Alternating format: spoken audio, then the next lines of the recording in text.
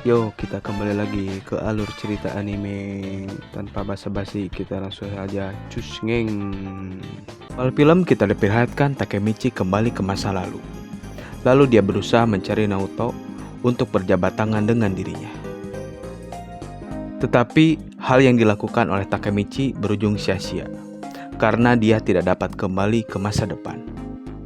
Naoto pun bertanya, "Ada apa, Takemichi-kun?" "Tidak apa-apa, kau boleh pulang," ucap Takemichi. Takemichi termenung lalu melihat sebuah sendal. "Hei, bukannya aku sudah bilang kau pulang?" Lalu Takemichi bercerita panjang lebar. タイムリープして俺と未来のナオトはあれからずっとヒナを救うために頑張ってきた。なのにもう未来には戻れない。トリガーだった未来のお前が死んじまった。 Setelah berbicara panjang lebar, lalu Hina datang dari perosotan arah belakang Takemichi. Dan dia berkata, "Aku mencintaimu." "Hah? Hina? Apa kau mendengar semua ucapanku?" "Ya, aku mendengarnya." Takemichi pun panik. Hina kembali bertanya, "Sebenarnya kau umur berapa?" Takemichi menjawab, 26. "Oh, di masa depan apakah kamu sudah melamarku?" Takemichi gelagapan untuk menjawab pertanyaan tersebut. "Belum, aku belum sempat untuk melamarmu. Tapi aku berencana untuk menikahimu." Hina tersipu malu. "Ya, aku anggap itu sebagai lamaran untuk diriku." Takemichi terharu mendengar perkataan dari Hina. Pagi pun tiba, lalu Hina pamit untuk pulang sebelum orang tuanya bangun. "Baiklah," ucap Takemichi. Takemichi pun berpikir, "Aku sudah tahu siapa musuh kita, yaitu Kurokawa Ijana yang telah mencuci otak Maiki. Dan dibalik semuanya itu, dalangnya adalah Kisaki." 黒川伊佐をぶっ潰して木崎に今度こそてめえを追い詰める。 Takemichi pergi dari taman tersebut.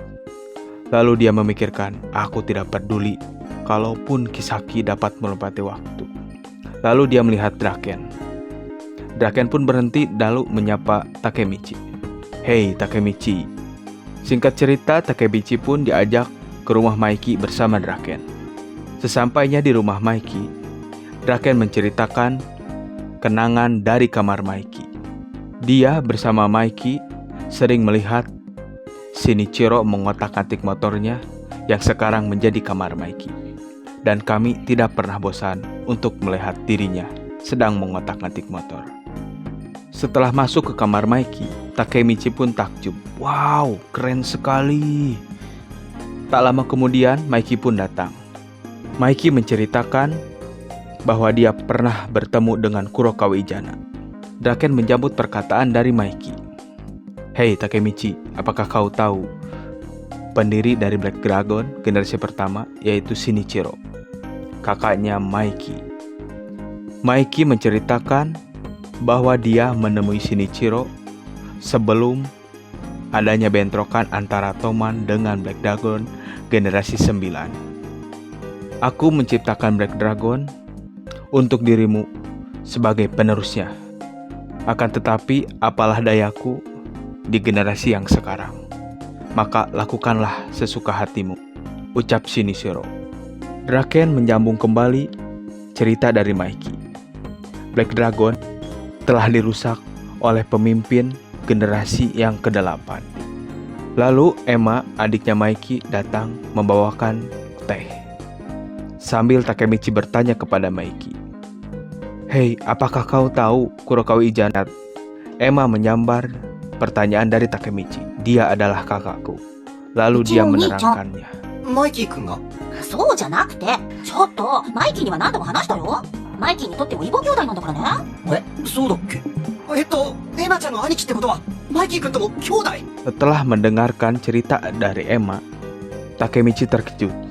Maiki dan Kurokawa Ijana adalah saudara tiri. Takemichi bertanya kembali, "Emma, apakah kau tahu tentang Kurokawa Ijana?" Aku tidak tahu karena aku sudah berpisah sejak umur 3 tahun. Tapi dia sangat dekat dengan Kak Shinichiro." Ketika itu Emma membawa kaleng yang berisi surat-surat dari Kurokawa Ijana untuk diperlihatkan kepada mereka bertiga. Akhirnya mereka pun mencoba untuk membaca tulisan-tulisan dari Kurokawa Ijana.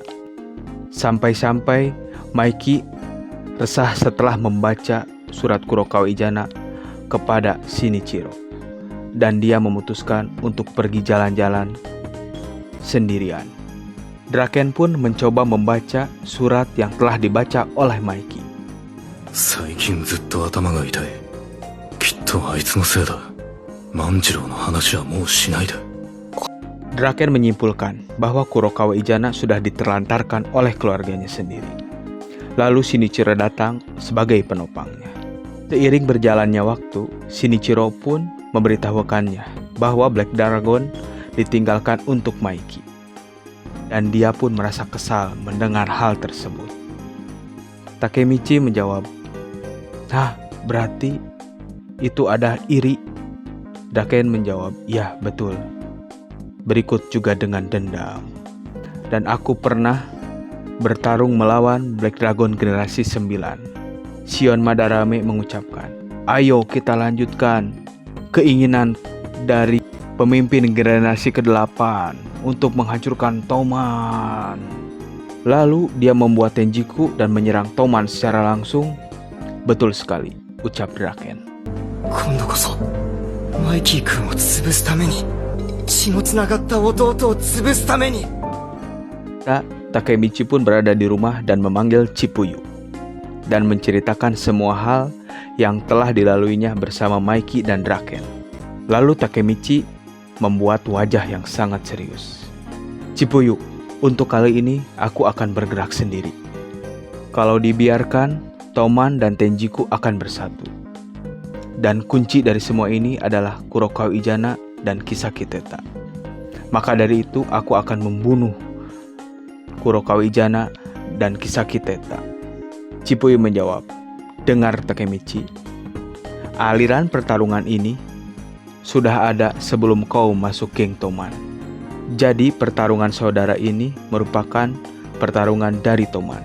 Apabila kau masih terus bersikeras seperti itu, maka bicaralah kepada seluruh divisi pertama, karena kau sebagai kaptennya." Lalu datanglah anggota dari divisi pertama geng Toman dan berkata secara bersemangat, "Ya jelaslah, kami akan ikut bertarung bersamamu." Chipuyu pun menepak pundak dari Takemichi. "Hei Takemichi, divisi pertama tidak selemah itu, bodoh." Takemichi pun terharu. Lalu dia dengan bersiap istirahat di tempat. "Hei divisi pertama Toman, ayo kita mulai rapat." Ketika suasana sedang asik-asiknya, ada seseorang yang nyamper ke Takemichi. "Hei divisi 1. Takemichi pun melihat di arah jendela. "Hah? Geng Toman, tapi aku tidak mengenal dirinya." Anggota tersebut memanggil Takemichi untuk turun. "Hei Takemichi, turunlah." Takemichi pun turun.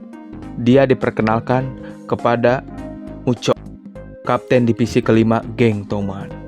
Chipuyu sudah memperingatkan Takemichi. "Takemichi, hati-hatilah.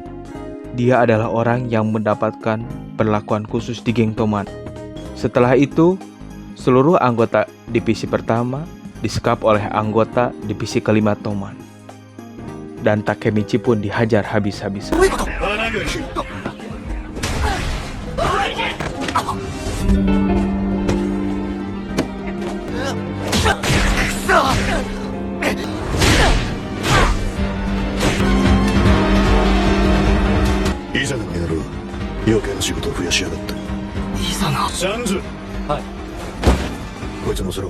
Singkat cerita, Takemichi pun disekap di sebuah gedung. Ketika dia sudah bangun, dia melihat Mucho. "Hei, apa yang kau lakukan? Kita sedang berperang dengan Tenjiku." Mucho tidak menghiraukan pertanyaan dari Takemichi. Lalu dia berbicara, "Hei Takemichi, lihatlah ke sampingmu." Takemichi pun melihat Inupi dan Koko.